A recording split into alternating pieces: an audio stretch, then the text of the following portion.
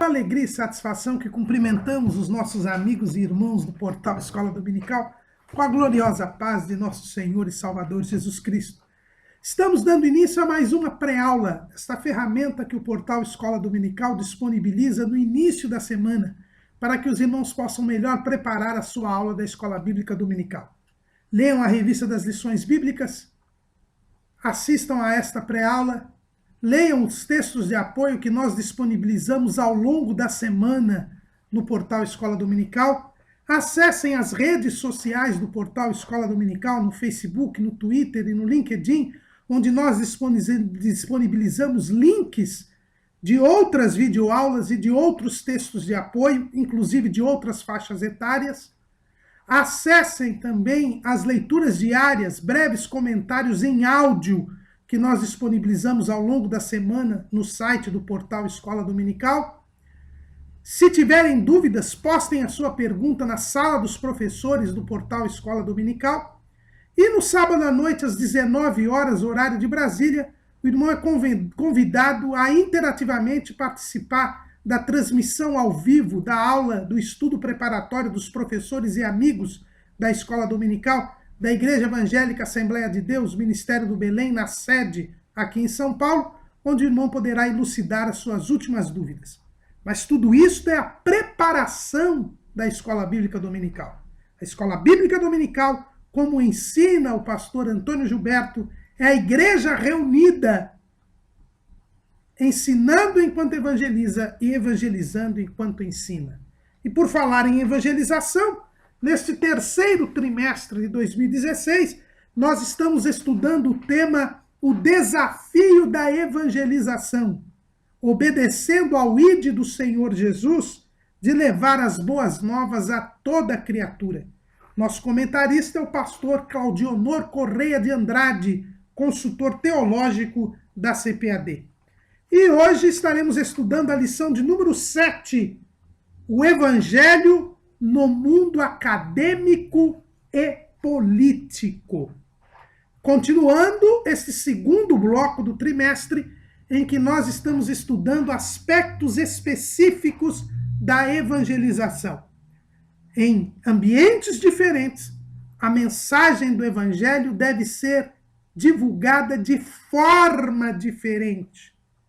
O Evangelho é sempre o mesmo, mas a maneira de proclamá-lo tem que se adaptar ao ambiente onde nós estamos. E hoje nós vamos falar de dois ambientes que são ambientes de difícil evangelização: o mundo acadêmico e o mundo político. A academia, de onde vem esta expressão, a academia? Academia era o nome que recebia a escola onde ministrava o filósofo grego Platão. Os irmãos sabem que a nossa cultura ocidental ela é embasada em dois grandes filósofos gregos, Platão e Aristóteles.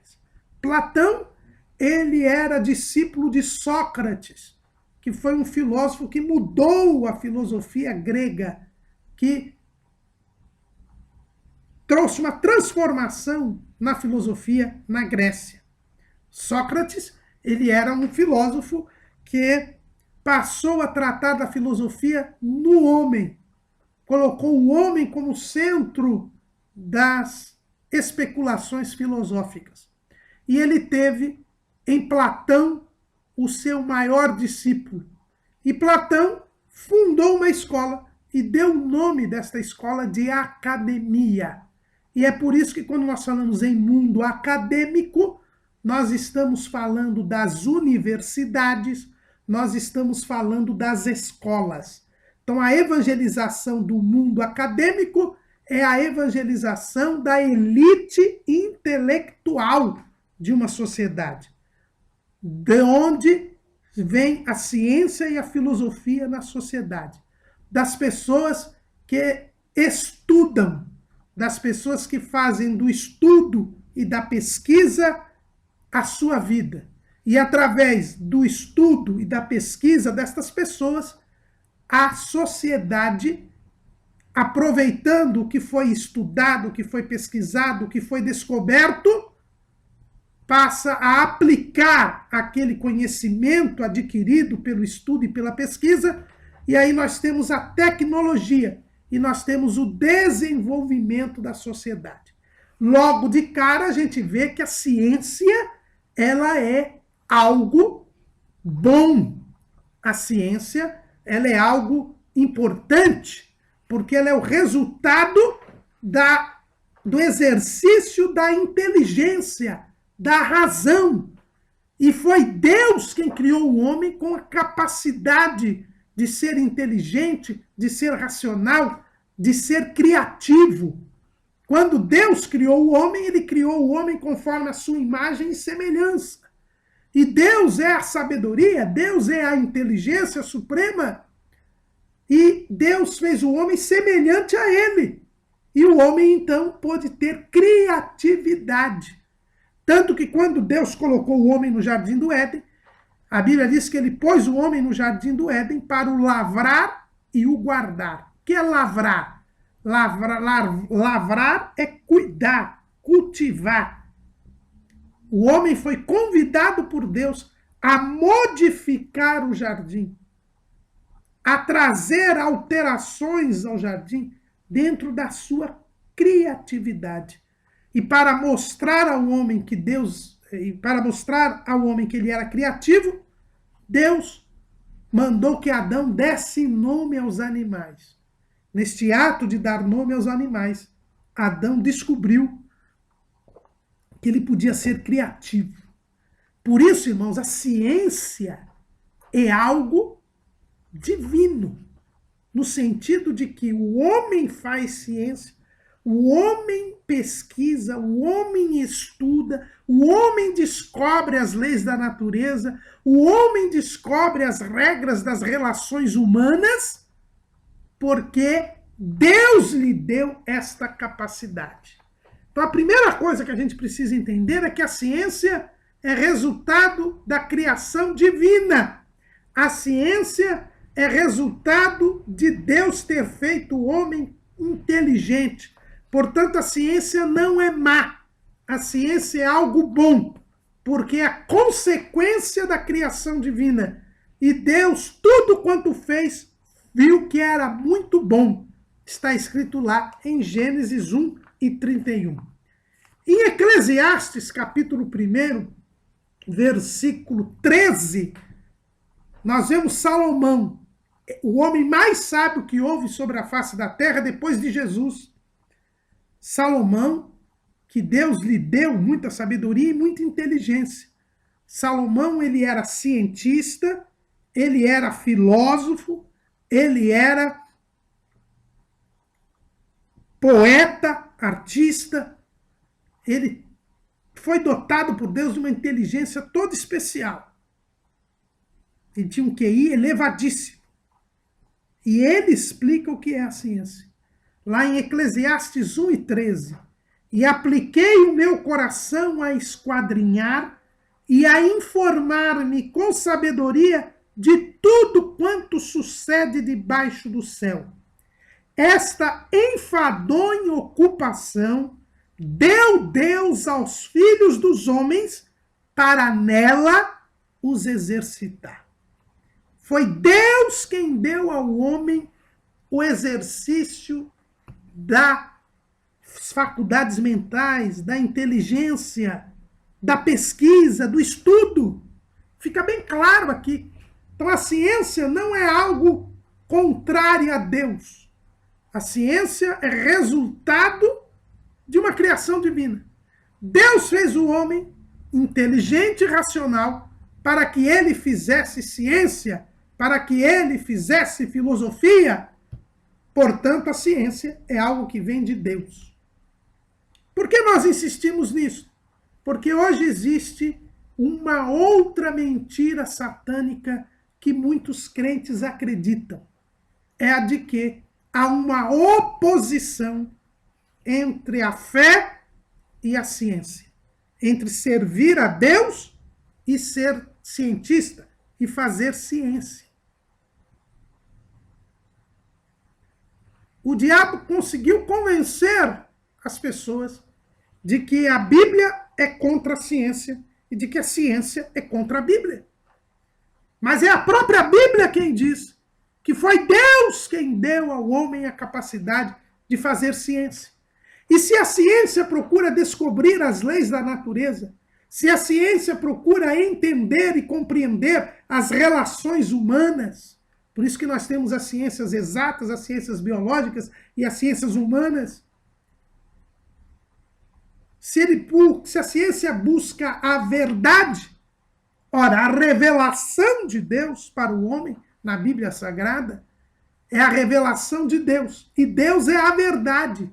Diz Jeremias, lá no capítulo 10, e no versículo 10, mas o Senhor Deus é a verdade. Ora, se a ciência busca a verdade, e se a revelação de Deus é a revelação da verdade, nós vemos que a revelação apreendida pela fé leva à verdade e a ciência leva à verdade. E como a verdade é uma só, então fé e ciência andam juntas porque elas não se opõem, porque elas têm o mesmo objetivo, o de buscar a verdade, o de conhecer a verdade. Portanto, fé e ciência não são opostas.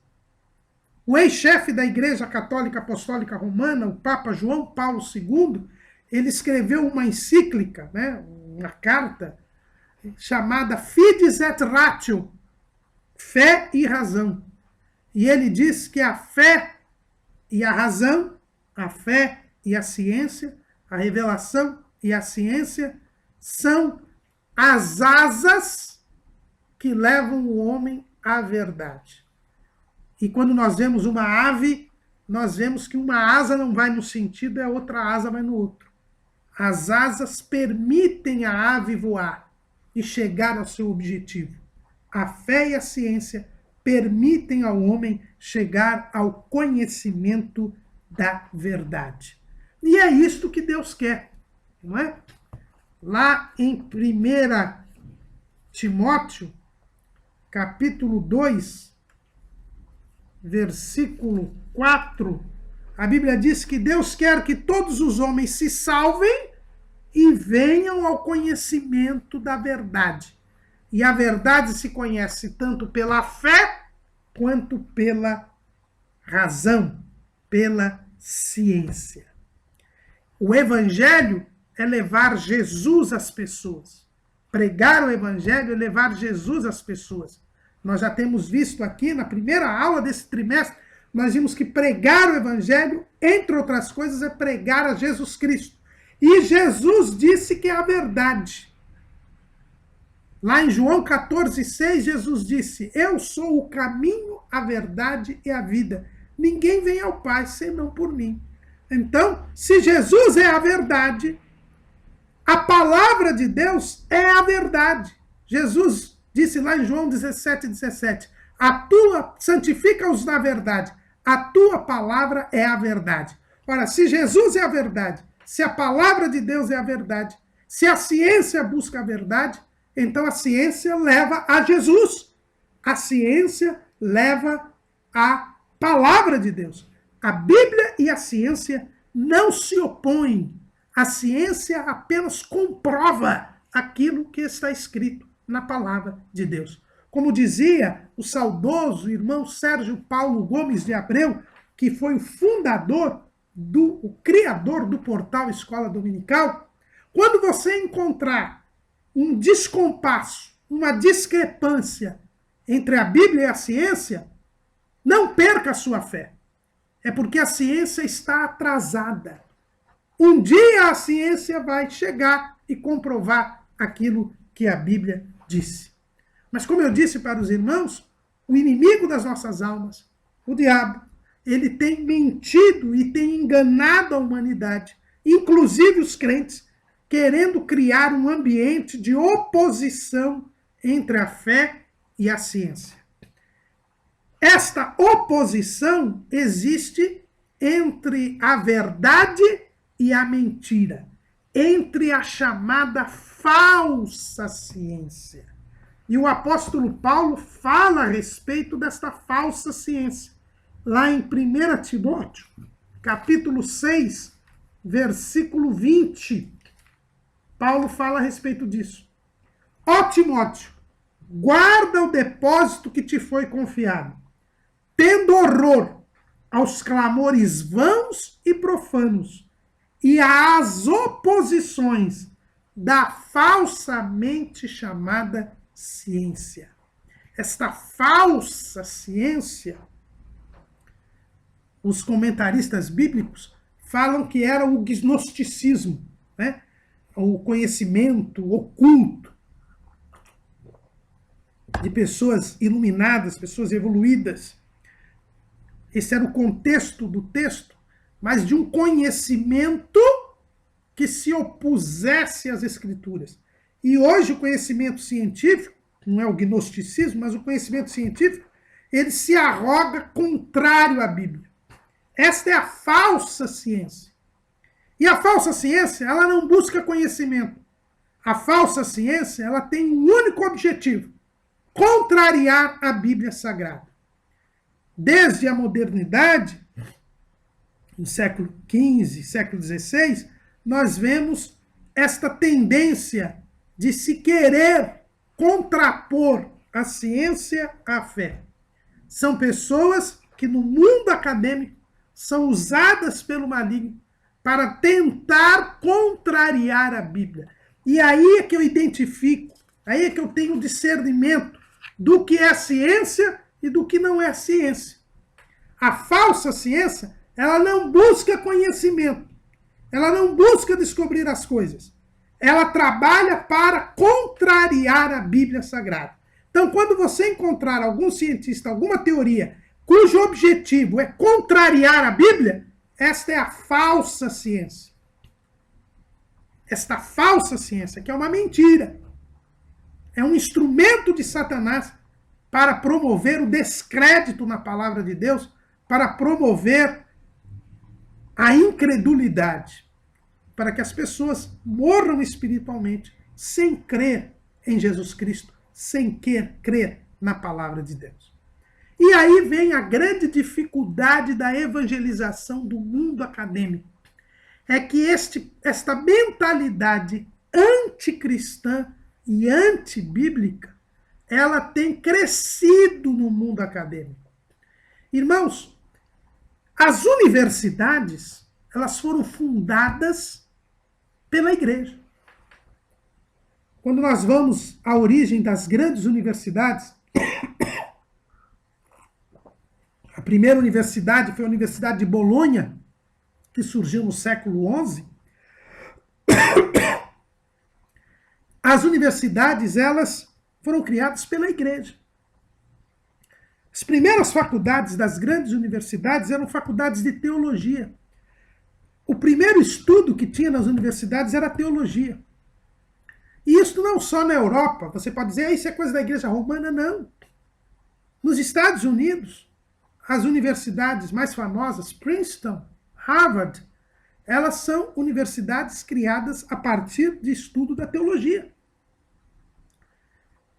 Isto mostra claramente que o cristianismo, que a fé em Jesus Cristo, ela fomenta, ela incentiva, ela estimula a ciência, porque a ciência é uma forma de comprovação da palavra de Deus, porque a ciência é um exercício que o próprio Deus deu ao homem.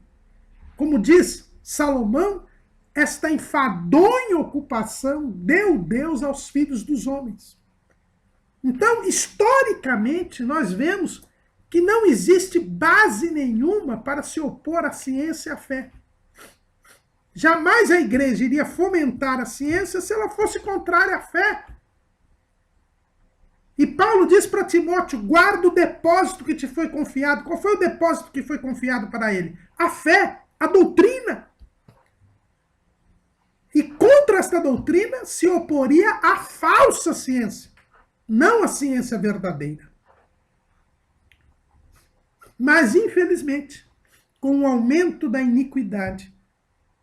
A partir do século XVI, XVII, com o iluminismo, né, aquele movimento racionalista que surgiu na Europa, na França, na Inglaterra, se começou a crer e a combater a religiosidade, a doutrina cristã, achando que o homem, quando crescesse racionalmente, ele se desprenderia das superstições religiosas. É a filosofia do positivismo de Augusto Comte, no século XIX. É a filosofia materialista de Marx. É a filosofia determinista de Taine. E a partir, principalmente, do século XVIII, século XIX, se criou o mito de que o intelectual, ele jamais pode ser cristão, jamais pode ser religioso, de que a ciência liberta da fé. E é por isso que a evangelização no ambiente acadêmico hoje em dia é uma dificuldade. Por quê? Porque o ambiente acadêmico se deixou influenciar pela falsa ciência. Existe um livro do pastor adventista Rodrigo Silva, um grande arqueólogo, que é publicada pela Casa Publicadora Brasileira, que é a editora adventista, onde ele mostra bem que nunca a ciência teve um caráter ateísta, o contrário à palavra de Deus. O livrinho se chama Eles Criam em Deus, e mostra como todos os grandes cientistas, eles criam em Deus e se mostravam mais crentes ainda depois das descobertas científicas que tiveram. Porque a ciência comprova a existência de Deus. A verdadeira ciência chega à verdade. A verdadeira ciência mostra um mundo organizado e ordenado por um ser superior. Mas o ambiente acadêmico hoje se deixou influenciar por esta falsa ciência. É interessante ver que grandes cientistas, os maiores cientistas, eles não são ateus.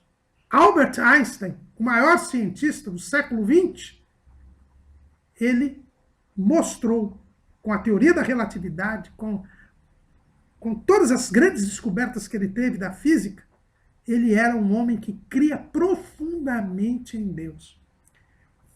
Francis Collins, o homem que mapeou o DNA, que fez o mapa do genoma humano, o mapa genético humano, ele se converteu depois que começou a pesquisar a genética e a descobrir o genoma humano. Então, nós vemos claramente que a verdadeira ciência leva a Deus. Mas, infelizmente, hoje o ambiente acadêmico está influenciado pela falsa ciência, por esta ideia de que é possível, de que o homem, quando ele é intelectual, quando ele é erudito, ele desacredita em Deus.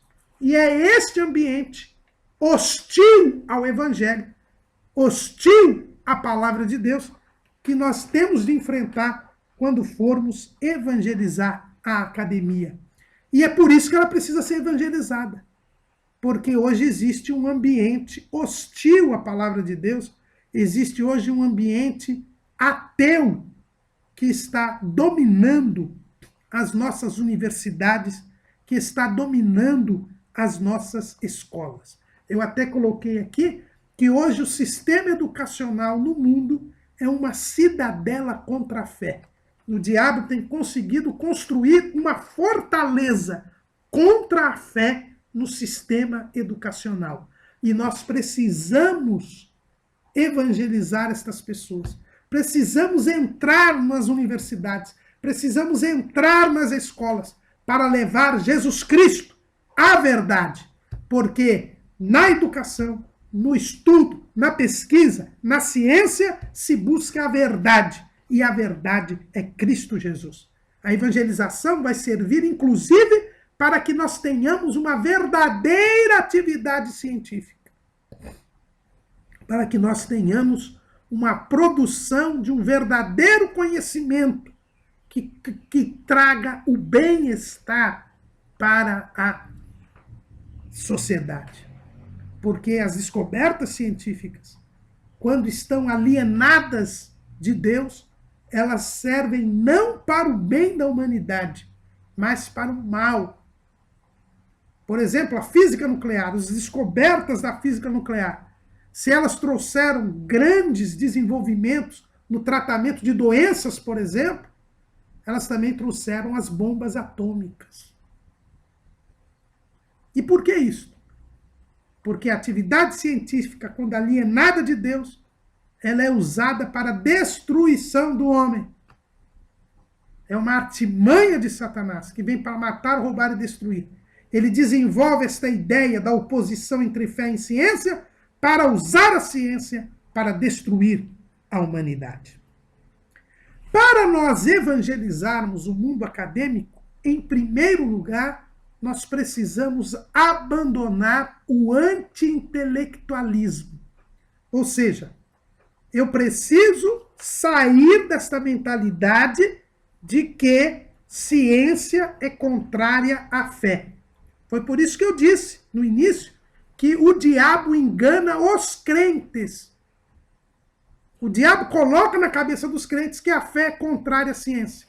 E aí nós temos a postura anti-intelectualista. Ou seja, se você estudar, você vai se desviar. Você só será crente se você não estudar. Porque se você for para a universidade, se você estudar, você vai esfriar espiritualmente, você vai deixar de acreditar em Deus. Essa postura, irmãos, foi muito presente nas Assembleias de Deus durante muitos anos. Havia uma aversão ao estudo. E eu posso dizer, porque meu pai, meu saudoso pai, foi um dos que primeiro colou o grau de ensino superior na Igreja Evangélica Assembleia de Deus, no Ministério do Belém. Foi uma das primeiras pessoas a se graduar. E ele sofreu uma grande oposição. As pessoas diziam que o estudo era sabedoria carnal e que se alguém estudasse, ela se desviaria da fé.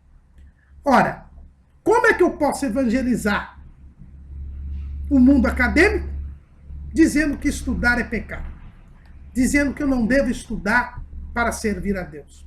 Então a primeira postura que nós devemos ter, e graças a Deus essa postura tem diminuído, mas ainda existe em alguns lugares, para evangelizar a academia eu tenho que privilegiar o estudo. Eu tenho que entender que a ciência, que o estudo, que a pesquisa é algo que Deus deu para os homens fazer. E que eu devo realmente estudar, devo pesquisar, devo crescer intelectualmente. Essa é a primeira postura. Para evangelizar o mundo acadêmico, eu não posso ser contra o estudo, contra a ciência, contra a pesquisa, contra a filosofia. Senão, não tenho como evangelizar. Como é que eu vou evangelizar as pessoas que se dedicam ao estudo, à pesquisa, ao desenvolvimento intelectual, dizendo que elas têm que abandonar tudo aquilo para servir a Deus? Então, essa é a primeira postura para evangelizar a academia. Eu tenho que abandonar o intelectualismo. Mas existe um segundo ponto.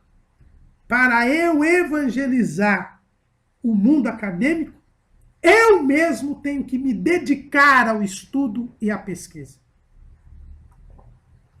Isso porque, irmãos, a evangelização no mundo acadêmico, ela deve ser feita principalmente pelas pessoas que estão lá na academia.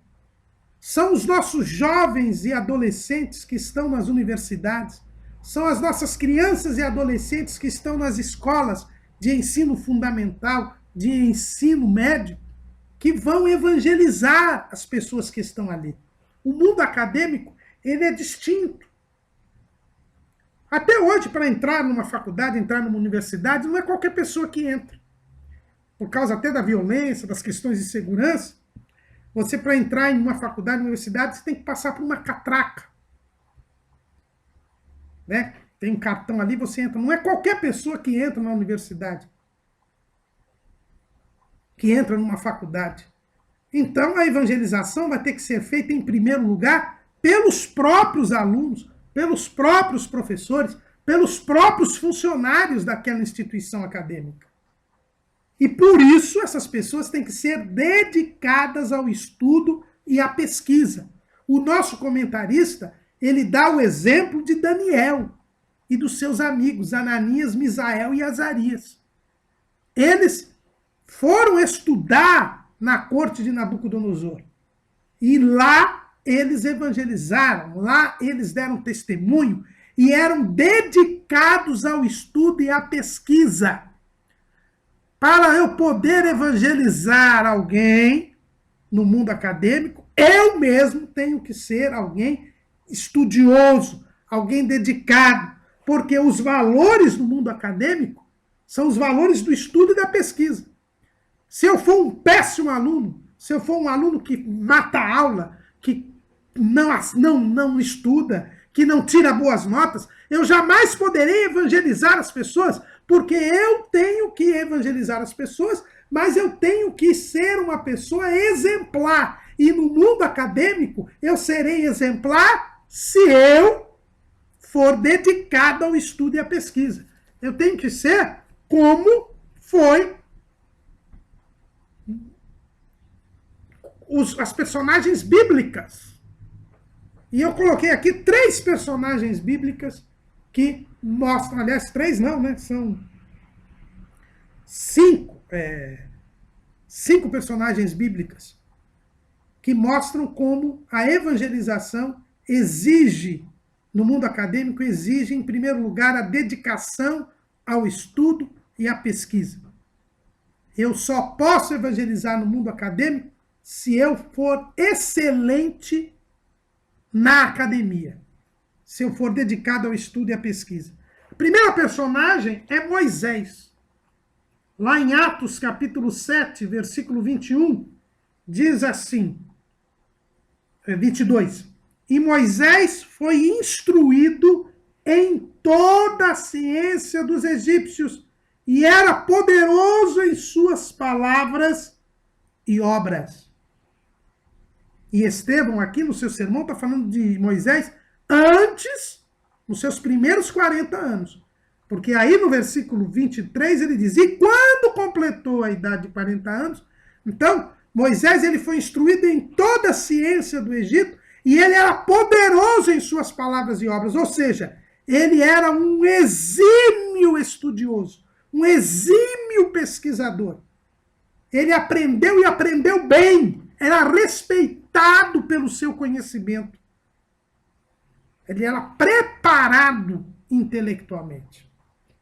Por isso que ele pôde ser usado para libertar o povo.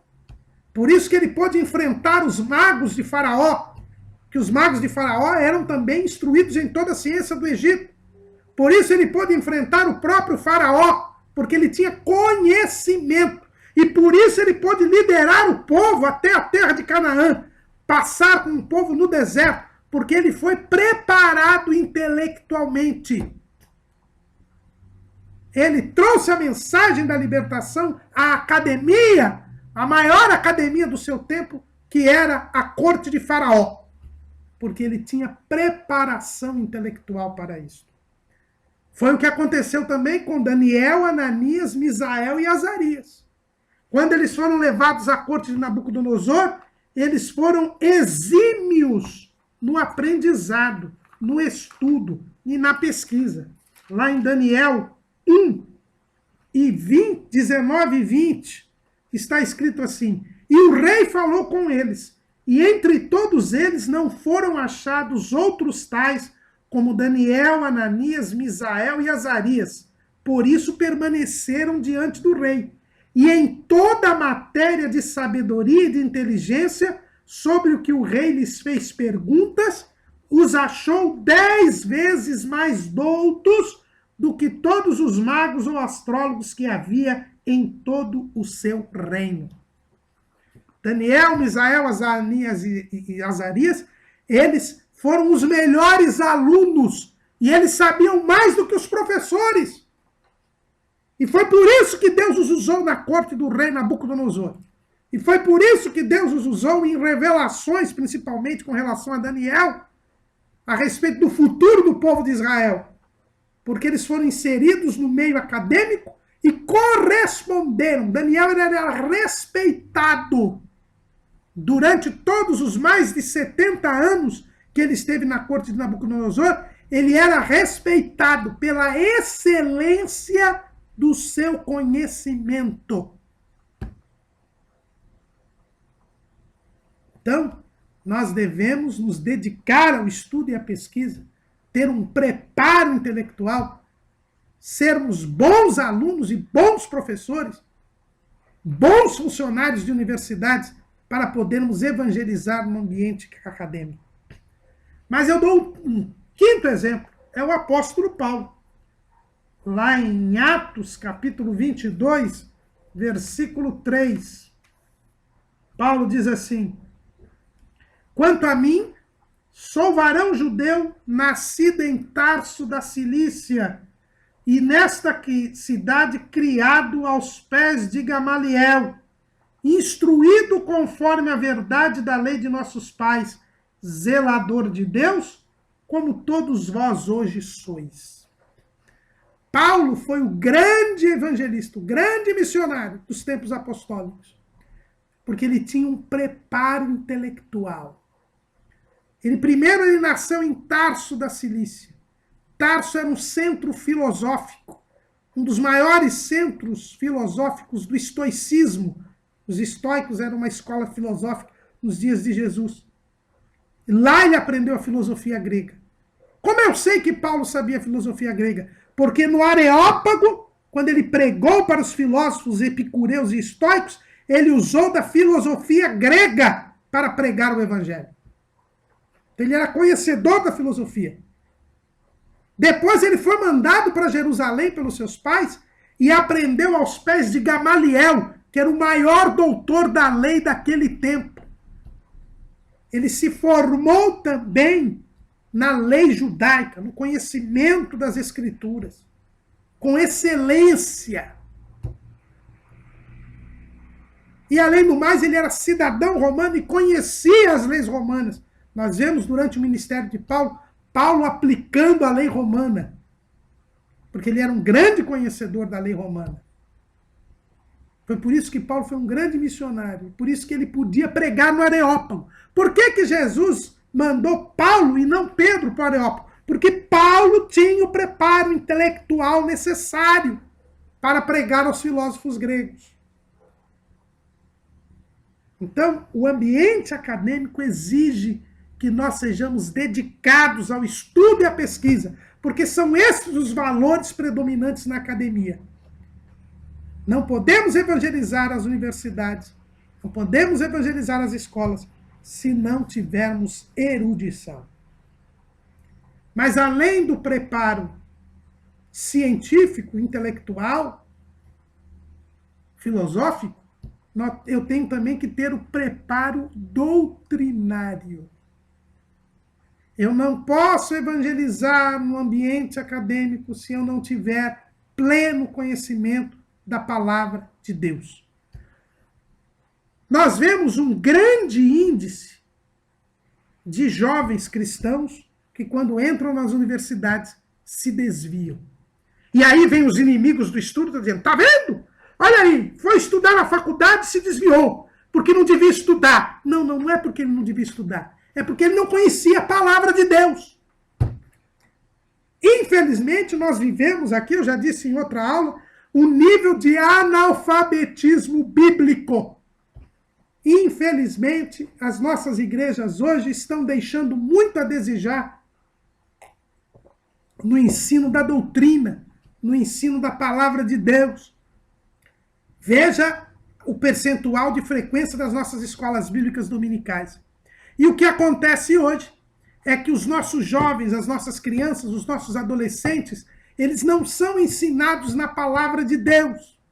E por não serem ensinados na palavra de Deus, quando chegam no ambiente acadêmico, no ambiente universitário, ou mesmo na escola mesmo, do ensino fundamental e ensino médio, acabam se desviando. Por quê? Porque neste ambiente acadêmico, como nós já dissemos, prevalece a falsa ciência.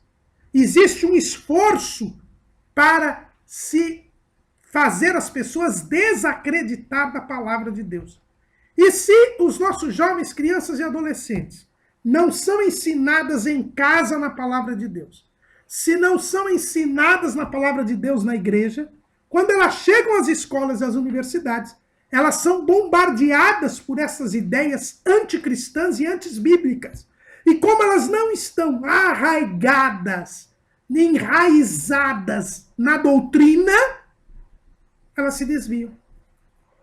Porque o ambiente acadêmico é o ambiente do argumento, da comprovação, do exercício da lógica, do exercício da argumentação, da retórica, do convencimento com base em provas, da persuasão.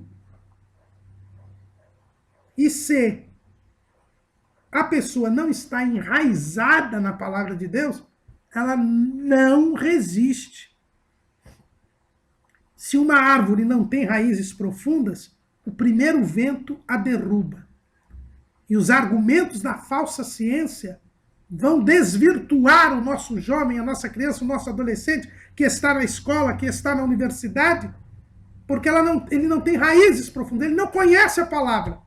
E por isso ela acaba sendo enganada pelos argumentos da falsa ciência. E todas estas personagens que nós dissemos aqui, elas tinham preparação doutrinária. Moisés, ele foi instruído em toda a ciência do Egito, mas antes dele ser instruído na ciência do Egito, ele foi educado pela sua mãe Joquebede. Joquebede criou Moisés às expensas do dinheiro da filha de Faraó. Ela era assalariada e ela ensinou a Moisés a lei de Deus, as promessas de Deus, tanto que aos 40 anos Moisés entendeu que ele deveria libertar o povo. É verdade que ele se precipitou, ele ainda precisava aprender na escola do deserto, lá em Midian, mais 40 anos. Mas quando ele tomou a decisão de libertar o povo, é porque aquele ensino que ele teve dos seus pais lhe deu o devido preparo doutrinário para ele crer nas promessas de Deus para Israel e para que ele fosse o libertador do povo no Egito.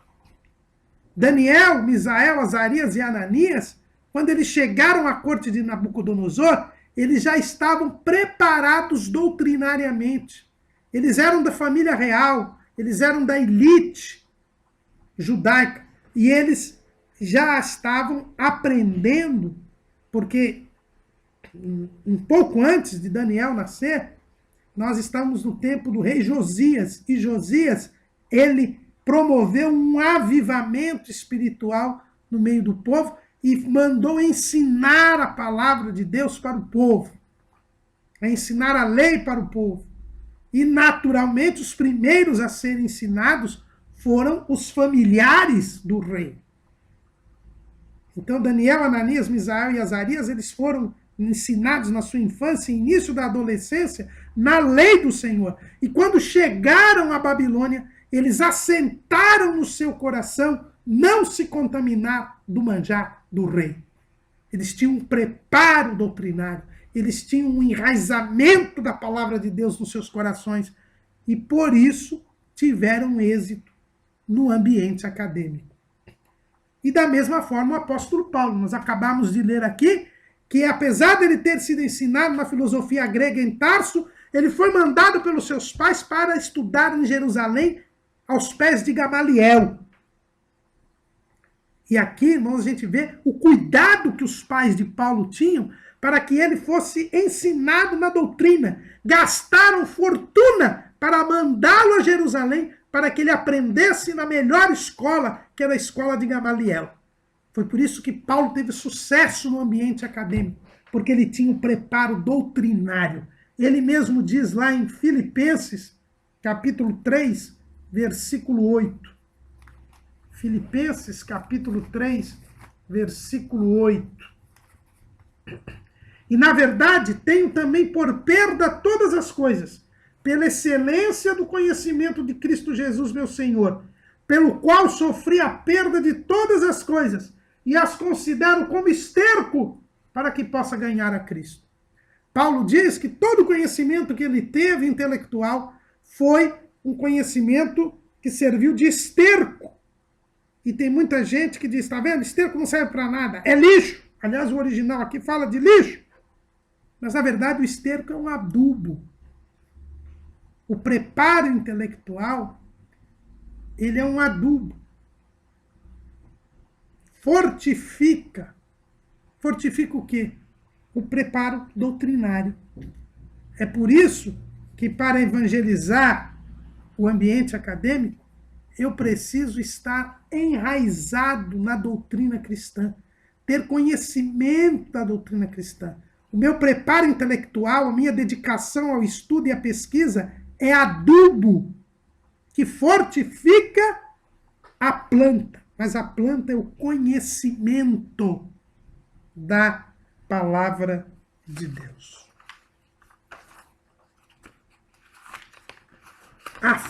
Para evangelizar o mundo acadêmico, eu preciso ter o preparo doutrinário, conhecer profundamente a palavra de Deus e me dedicar ao estudo e à pesquisa para que eu possa argumentar dentro dos valores da academia o evangelho. É por isso que nós temos que investir na nossa juventude na igreja, na família e na igreja, para prepará-los doutrinariamente, para que eles lá, no ambiente acadêmico, falem de Cristo e ganhem almas para o Senhor Jesus. O evangelismo, a evangelização no mundo acadêmico é, sobretudo, o evangelismo pessoal. Não há espaço na academia, na universidade, na escola, para se fazer cultos ao ar livre. Não há espaço para uma evangelização em massa. Essa evangelização tem que ser pessoal, na base da argumentação, da persuasão.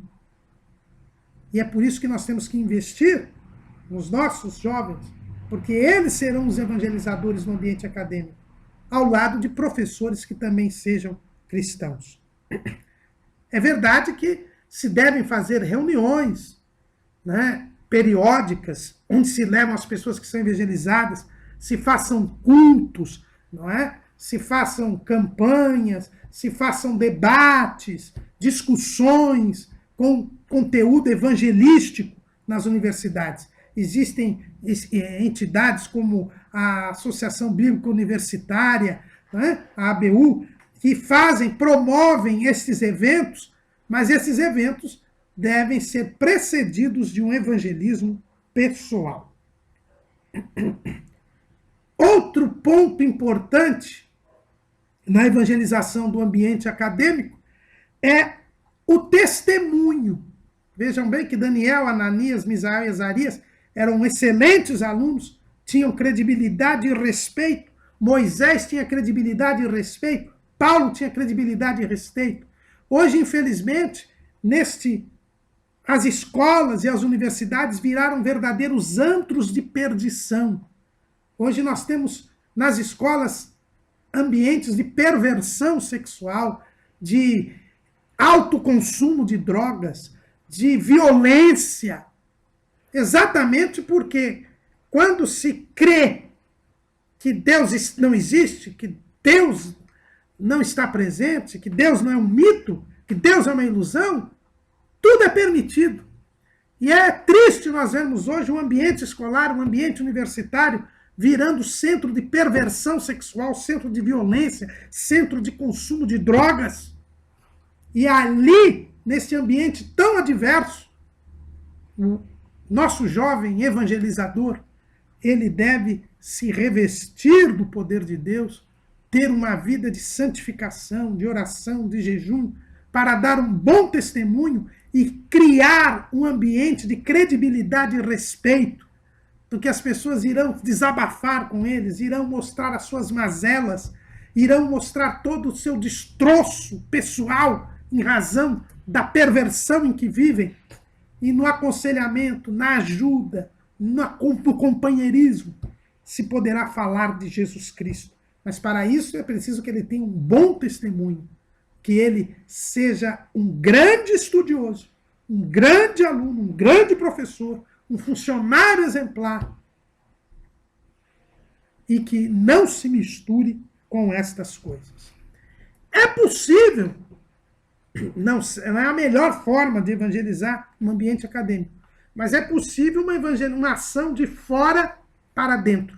Né? A melhor maneira de evangelização do ambiente acadêmico é de dentro para fora. Né? São os próprios alunos, professores, funcionários nas escolas, nas universidades, no evangelismo pessoal, ganharem almas para Cristo. Mas é possível uma ação de fora para dentro. Isso porque existem atividades nas universidades e nas escolas juntamente com a sociedade. Existem programas, existem atividades em que a universidade vai ao encontro da sociedade, em que permite que a sociedade entre no ambiente escolar, no ambiente universitário, e a igreja deve aproveitar essas atividades para evangelizar. Aqui em São Paulo, durante muito tempo, houve um programa chamado Escola da Família, em que se abria as escolas nos fins de semana para a sociedade, para que fossem feitas atividades da sociedade na escola. E aí temos uma grande oportunidade com programas dessa natureza, ou parcerias que a universidade faz, ações sociais que a universidade faz. A igreja deve se introduzir na universidade nestas atividades, levando o evangelho, né, de uma forma indireta, porque não podemos evangelizar diretamente, fazer o chamado proselitismo, não é? Ir na escola para fazer um culto ao ar livre, não é assim. Mas você pode ir à escola para levar membros da igreja para dar palestras a respeito das suas profissões, a respeito de cidadania, a ensinar pessoas da comunidade artesanato, ou culinária, ou seja lá o que for, né? Um médico cristão ir lá dar palestras a respeito de doenças, e através destas atividades nós falarmos de Cristo, falarmos de Jesus ao longo das nossas palestras, ao longo desta aproximação com as pessoas. É uma forma de nós nos aproximarmos do ambiente escolar, dos alunos, dos professores, dos funcionários, dos familiares dos alunos, dos professores, dos funcionários, aproveitando esta atividade para chegar lá. Esta é uma forma de evangelização, é a chamada capelania escolar. Nós temos também, eu conheço um irmão muito querido, o pastor Sebastião Ananias da Silva, que foi durante muito tempo meu assistente na escola teológica, lá na igreja do Belenzinho, aqui em São Paulo. Ele trabalhou muitos anos em escolas. Uma escola problema que existia no seu bairro, ele foi lá se oferecer à direção para dar instruções de deontologia, quer dizer, estudo dos valores morais. E durante muitos anos ele ajudava nas escolas. Ele ia lá, aproveitava as aulas vagas para dar palestras a respeito de valores sociais, os valores morais, dos aspectos da vida. E neste trabalho ele ganhou muitas almas para Cristo. Ele melhorou o ambiente da escola. E é interessante que a diretora, na época que ele foi lá iniciar esse trabalho, a diretora era praticante de um culto afro-brasileiro. Acho que ela era umbandista. E quando ele se ofereceu para voluntariamente ali ajudar no relacionamento, no ambiente da escola, ela disse, olha, é preciso mesmo, a gente está precisando de Deus aqui na escola. Foi uma iniciativa dele, muito feliz, e isso pode ser feito. Pode ser feito pelos pais, na participação nas escolas. Não é? Hoje, irmãos, a gente tem que tomar muito cuidado com as escolas, porque as escolas hoje têm sido transformadas em centros de perversão. Você tem que acompanhar o que o seu filho está aprendendo na escola. E na escola, hoje, se ensina de tudo, menos o que se deve conhecer, principalmente no Brasil. O sistema educacional do Brasil é um dos piores do mundo. As crianças, as nossas crianças, os nossos alunos, saem da escola sem saber ler, sem saber fazer as 4 operações de aritmética, mas sabendo usar camisinha. É um antro de perversão.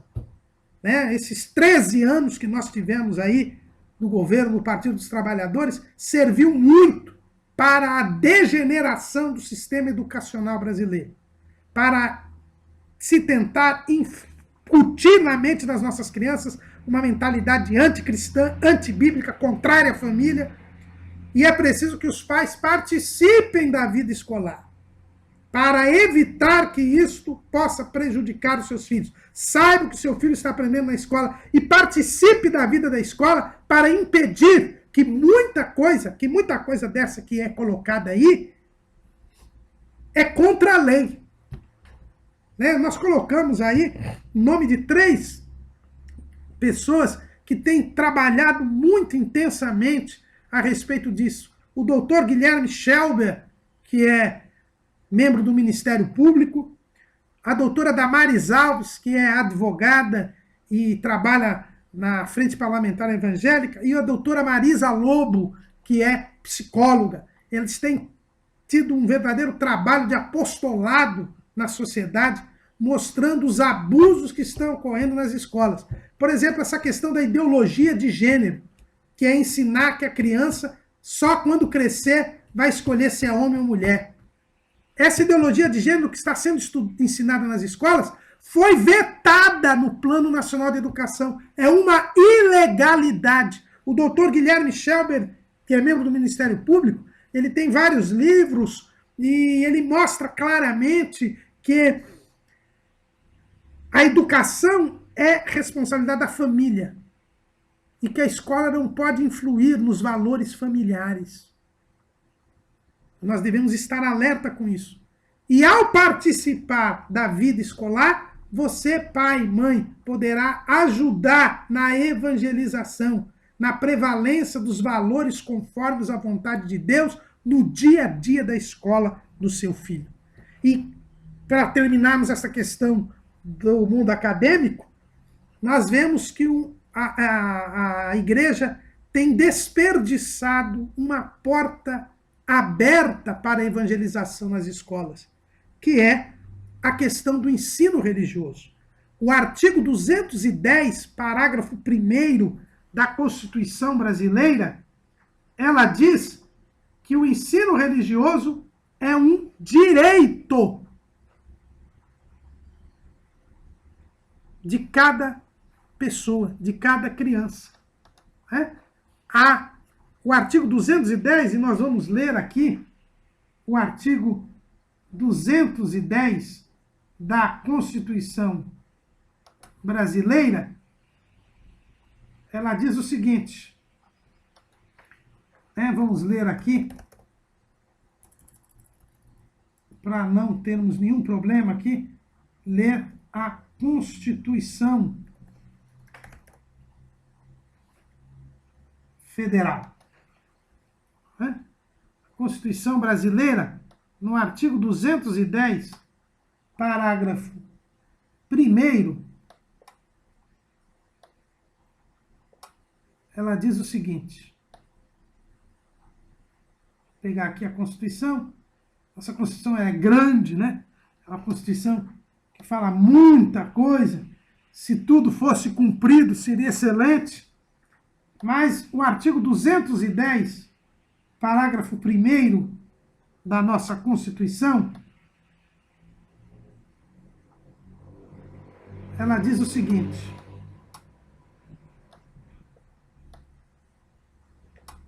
vamos ler aqui o artigo 210 da Constituição brasileira, parágrafo 1º, diz o seguinte, o ensino religioso de matrícula facultativa constituirá disciplina dos horários normais das escolas públicas de ensino fundamental.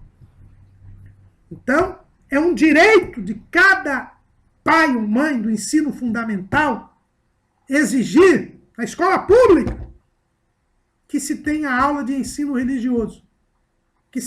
O ensino é facultativo, ninguém é obrigado, mas nós podemos pedir que os nossos filhos, pela Constituição, tenham um ensino religioso. E a igreja precisa preparar pessoas para dar essas aulas de ensino religioso. Com exceção do estado do Rio de Janeiro, do nosso conhecimento, que tem isso, os outros estados não têm. Aqui no estado de São Paulo, se inventou que esse ensino religioso é estudo da história das religiões. Não tem nada a ver. E o triste, irmãos, é que está correndo no Supremo Tribunal Federal uma ação direta de inconstitucionalidade promovida pela Procuradoria-Geral da República, que quer proibir o ensino religioso nas escolas, dizendo que esse artigo é inconstitucional.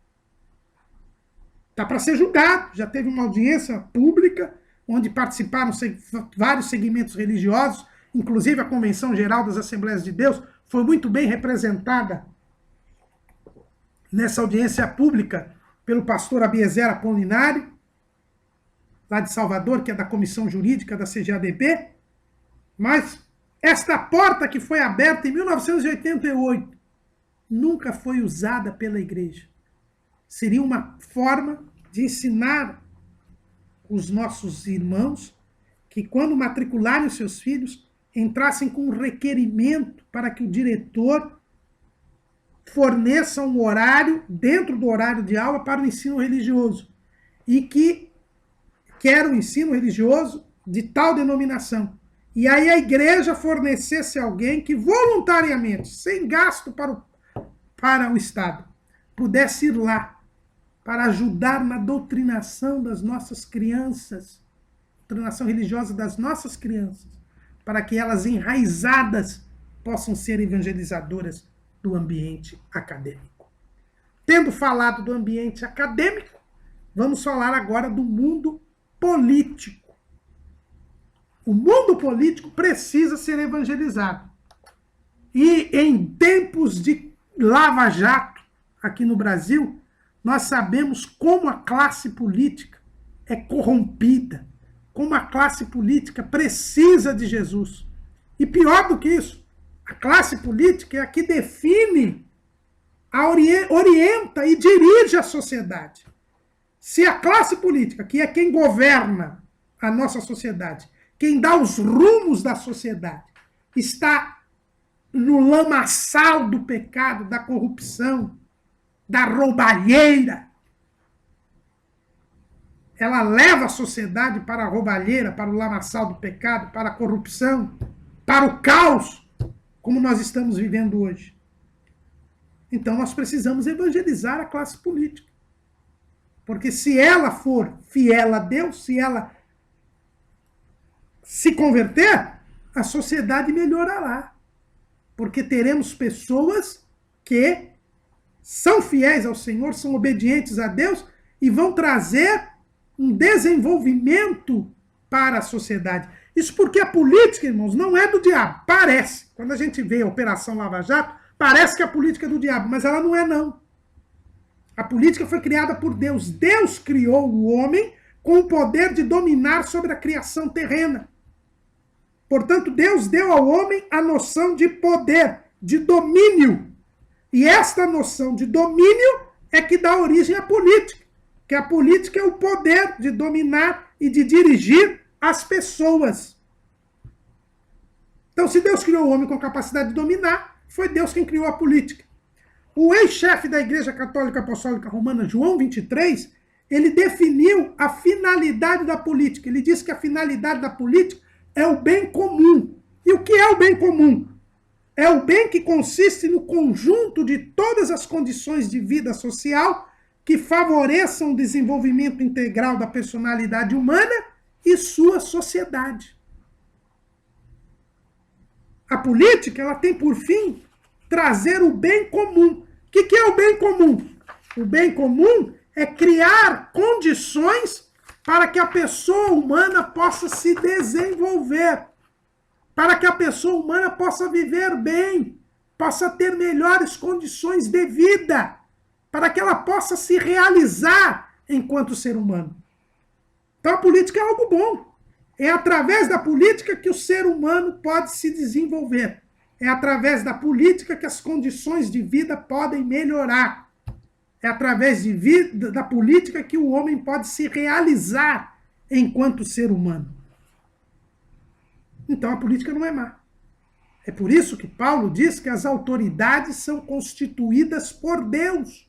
Lá em Romanos, no capítulo 13, nós vemos que toda alma esteja sujeita às potestades superiores, porque não há potestade que não venha de Deus, e as potestades que há foram ordenadas por Deus. Por isso, quem resiste às potestades, a potestade resiste à ordenação de Deus, e os que resistem trarão sobre si mesmos a condenação. Foi Deus quem criou o poder, foi Deus quem criou a política, foi Deus quem criou a organização da sociedade humana com pessoas que governam sobre as outras. E a função da autoridade é castigar os maus. Lá em Romanos capítulo 13, versículo 4. Porque ela, a autoridade, é ministro de Deus para teu bem. Mas se fizeres o mal, teme, porque não traz de balde a espada, porque é ministro de Deus e vingador para castigar o que faz o mal. É a política, é o Estado, é o poder político que deve castigar os maus e privilegiar os que fazem o bem. A função da autoridade, por isso que ela é ministro de Deus, por isso que ela é serva de Deus, ela tem que fazer com que os princípios estabelecidos por Deus de convivência sejam respeitados. Mas o diabo enganou o homem. O pecado desvirtuou o poder político. O poder político que é feito para castigar os maus, o poder político que é feito para implementar na convivência humana os princípios estabelecidos por Deus do que é bom, do que é mal, a política que é feita para melhorar as condições de vida e fazer o homem se realizar, ela foi desvirtuada pelo pecado. E o poder político passou a ser exercido por pessoas que se arrogaram o direito de dizer o que é o bem e o que é o mal. A começar de Nimrod, lá na Torre de Babel. Nimrod se fez Deus. Ele passou a estabelecer o que era bom e o que era mal. A política, o domínio, o exercício do poder passou a ser opressão, passou a ser manifestação de injustiça, passou a ser uma exploração de alguns em detrimento de outros. E por isso o poder político se desvirtuou e passou a ser um instrumento de Satanás para levar a humanidade à perversão, à corrupção, ao pecado. Por isso nós não podemos ter aversão à política. Nós precisamos evangelizar a classe política para que ela possa, crendo em Cristo, sendo salva, levar a sociedade para o bem, promover o bem comum, castigar os maus e implementar os princípios divinos na convivência humana. E nós temos pessoas na Bíblia que foram chamadas por Deus para exercer esta atividade política e para levar o bem à sociedade onde elas viviam. É o caso de José, no Egito. É o caso de Daniel, que o nosso comentarista coloca, tanto como exemplo no mundo acadêmico, como exemplo no mundo político. Daniel é o estadista, ele serviu a 3 impérios. Ninguém serviu a 3 impérios na história da humanidade, a não ser Daniel. Daniel serviu ao Império Babilônico, ao Medo e ao Persa. E ele trouxe o bem, tanto para a Babilônia, quanto para a Média, quanto para a Pérsia. E Deus quer novos Daniéis, novos Josés. Deus quer novos Davis. Davi, ele levou o povo à adoração a Deus. Ele restaurou a adoração a Deus no meio do seu povo como rei, segundo o coração de Deus. Ele montou os alicerces e as bases para o reinado de Salomão, o reinado de maior prosperidade da história de Israel. Israel teve as fronteiras prometidas a Abraão no reinado de Davi. Então, política não é do diabo. Nós não temos que ter aversão à política. Mas, como tudo, a política foi desvirtuada pelo pecado. E esse desvirtuamento existiu até em Israel. Por que o povo perdeu a terra prometida? Porque o povo quis ser igual às outras nações, quis ter um rei. E a monarquia degenerou, levou o povo à apostasia, e por isso Israel, até 1948, não tinha um governo independente. O poder político em Israel se desvirtuou de tal maneira que o povo acabou perdendo a terra prometida, e quando voltou para a terra prometida, ficou sob o domínio estrangeiro, com exceção do pequeno período dos Macabeus, no período interbíblico, e isto foi revelado a Daniel, que o povo judeu passaria sob o domínio gentílico até a sua conversão, o que vai acontecer apenas após a grande tribulação. Justamente porque o povo de Deus, a propriedade peculiar de Deus entre os povos, desvirtuou o poder político, Deus lhes tirou o poder político, o poder de se governar. E só em 1948 é que Israel voltou a ser uma nação. Como evangelizar o poder político, a classe política? Em primeiro lugar, nós devemos obedecer às autoridades.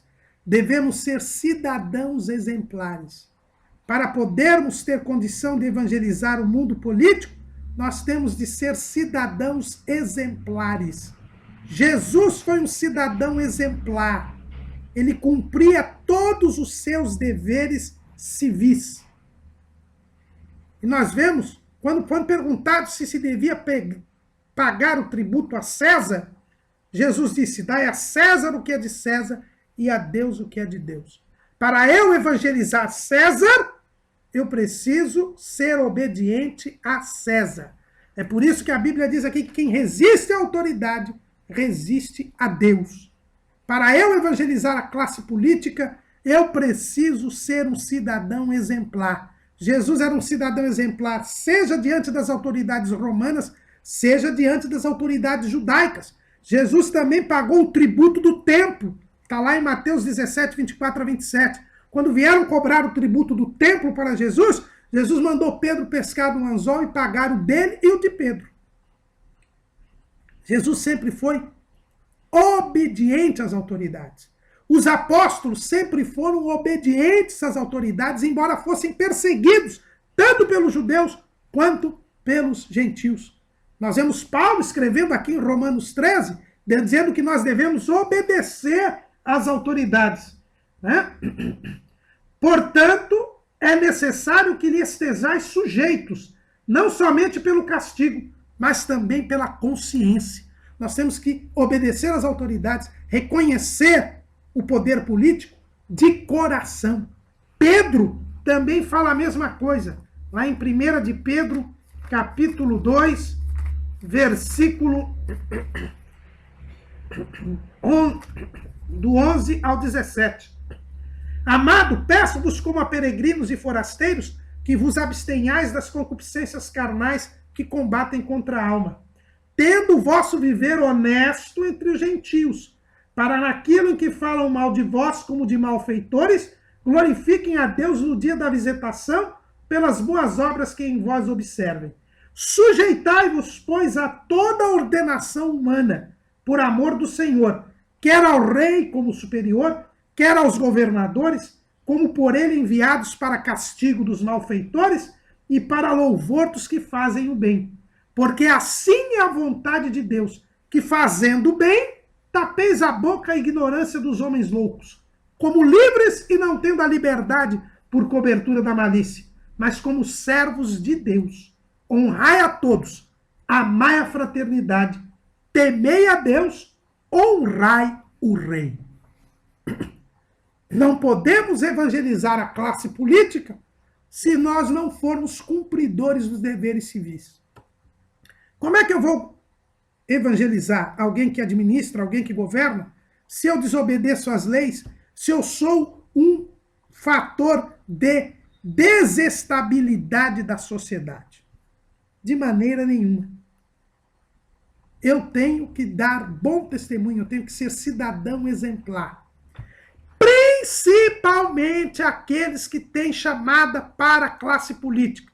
Eu disse, Deus chama homens e mulheres para a administração, para ser estadista, para ser político. Chamou José, chamou Davi, chamou Daniel. Mas quem tiver esta chamada e entrar na classe política, ele vai ter que evangelizar os seus pares. Mas ele, em primeiro lugar, precisa dar bom testemunho. Como era o testemunho de Daniel. Daniel, irmãos, ele tinha um porte que lhe dava credibilidade e respeito. Por isso que ele podia evangelizar no meio político, na corte do rei Nabucodonosor. Por quê? Porque ele tinha uma vida limpa, uma vida santa. Olha lá Daniel 6:3. Então mesmo Daniel se distinguiu destes príncipes e presidentes, porque nele havia um espírito excelente, e o rei pensava constituí-lo sobre todo o reino. Então os príncipes e os presidentes procuraram achar ocasião contra Daniel a respeito do reino, mas não podiam achar ocasião ou culpa alguma, porque ele era fiel e não se achava nele nenhum vício nem culpa. Fizeram uma CPI na vida de Daniel e não acharam nada. Irmãos, é extremamente embaraçoso e triste, lamentável, vermos crentes que se envolvem na política e se corrompem. Recentemente, nós tivemos um grande político no nosso país que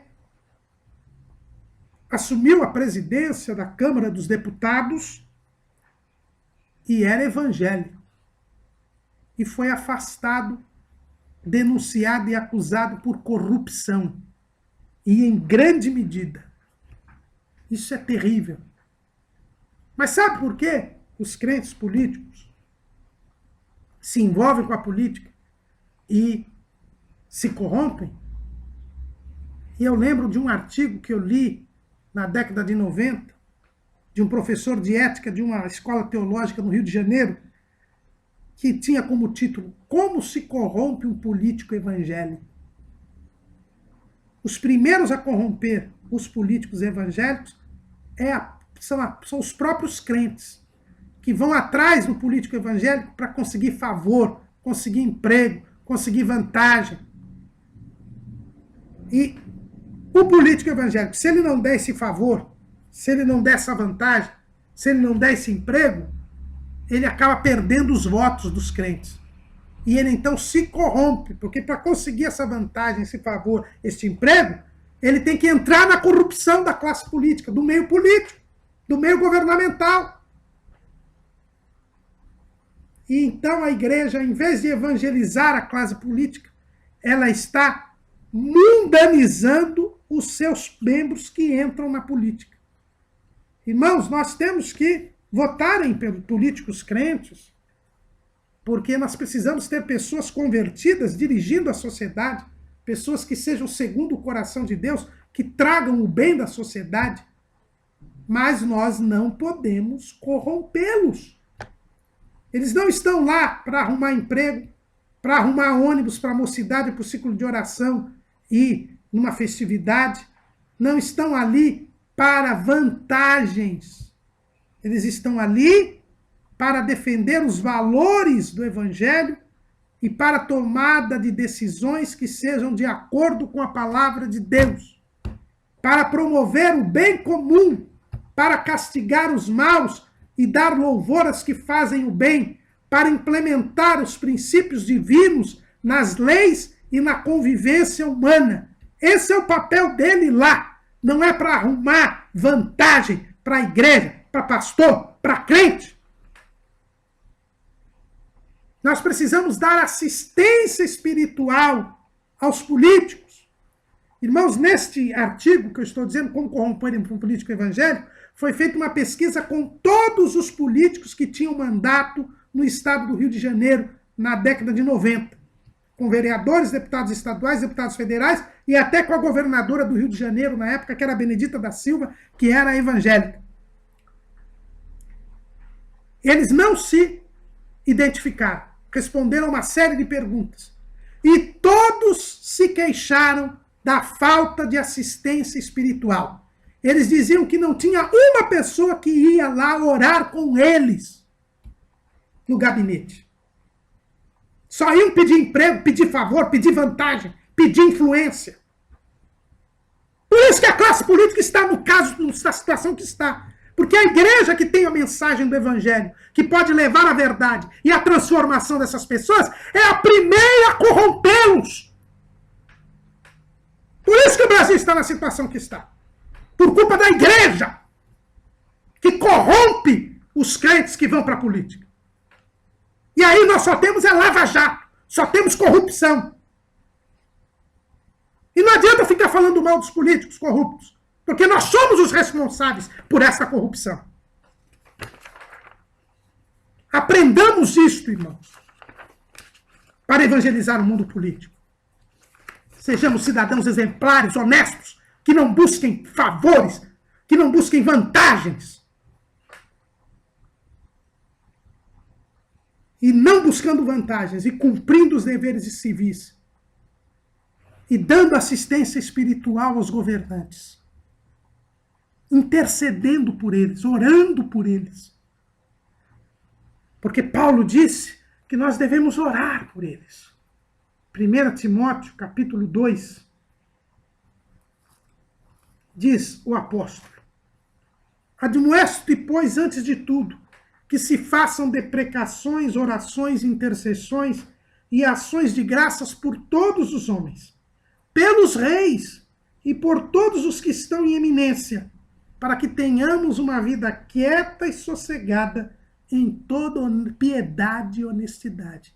Se nós orarmos pelos governantes, pelos políticos, se nós nos aproximarmos deles, não para tirar vantagem, não para conseguir favores, mas para aconselhá-los, para mostrar a eles o que a Bíblia diz nas discussões, quando se estiver para tomar decisões de projetos de lei, de políticas públicas, quando nós chegarmos e dissermos qual é a vontade de Deus naquele assunto, naquele tema, se nós colaborarmos e cooperarmos com os governantes na implementação das políticas públicas que estejam de acordo com a vontade de Deus, se nós estivermos dispostos a colaborar e cooperar com eles, e darmos assistência espiritual, e intercedermos por eles, nós nos aproximaremos deles, levaremos a mensagem do evangelho, eles se converterão, eles agirão de acordo com a vontade de Deus, e isto trará o bem comum para a sociedade. É este o papel que a igreja deve ter. A política que a igreja deve exercer é esta.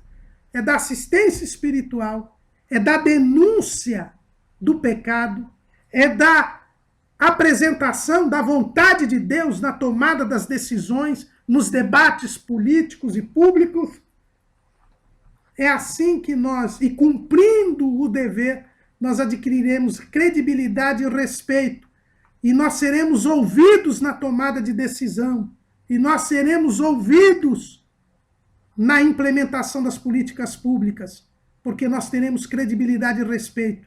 E essas pessoas se converterão, ou se não se converterem, tomarão decisões de acordo com a vontade de Deus, o que trará o bem para a sociedade. Belsazar era um rei profano. Belsazar era um rei perverso. Mas quando ele viu a escrita na parede, ele ficou temeroso. E a sua mãe chegou e disse: olha, tem um homem aqui na corte que tem credibilidade, que tem respeito, que tem um espírito excelente, e ele pode interpretar esta escritura. Daniel estava no ostracismo nesse período. Estava esquecido na corte de Babilônia. mas pelo seu testemunho, pela sua fidelidade, ele foi chamado para resolver aquele problema, para decifrar aquele enigma. É isso que a igreja deve fazer.